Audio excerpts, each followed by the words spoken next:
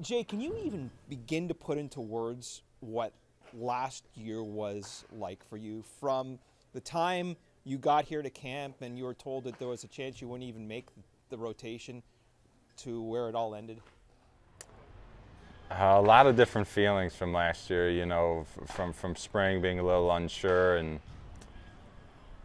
to getting the spot, and then the injury, and then the frustration with the injury was just made for a really long summer. But yeah, I was glad to get back, and it was healthy, but I feel even healthier now, and I feel confident going into this year. Have you ever watched the video, the replay of the injury?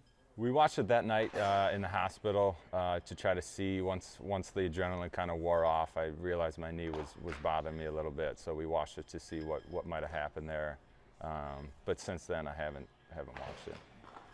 I imagine when you go through something like that later on, you kind of reflect and you feel pretty darn fortunate, because we all sat in that press box and you could not hear a pin drop. It was so quiet in there.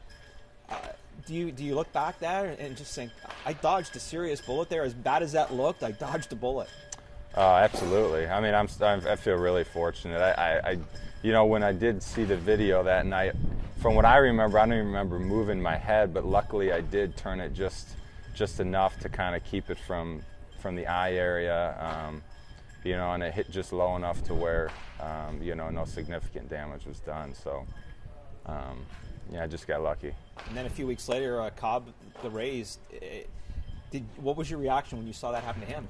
I saw the replay on TV, and I couldn't believe it. I was just, it was so eerie, because it was the same exact thing, basically, just his right side, because he's turning to the left, and it hit him on the right. But it was eerie, and it was strange, but he came back strong too, which was really good to see.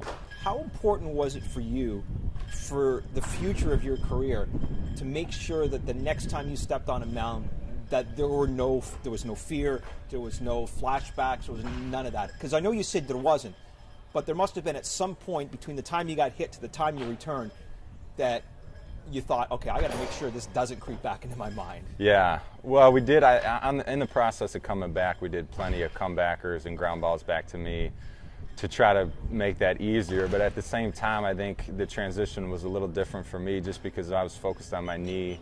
So I was worried about how that's feeling, how I'm turning when I land, and all that. So it really almost took some of it out of my head for me. And of course, I was just so anxious to get back that. That helped too, and I felt comfortable.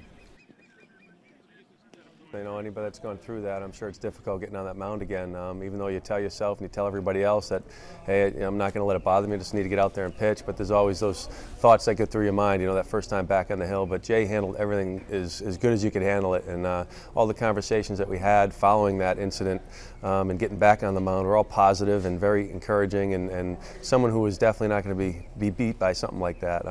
Felt very confident in him that he was going to get out there and perform well, and sure enough, he got out there and put it behind him, and I'm sure he's looking forward to the spring and really putting it behind him. Is it fair to say that we haven't seen the best of Jay Happ yet as a starting pitcher? Yeah, I definitely think that's fair to say, and I hope that's the case. I think, when healthy and when I have a chance to go out there and be consistent and throw a full season, I think, we're going to see some better results.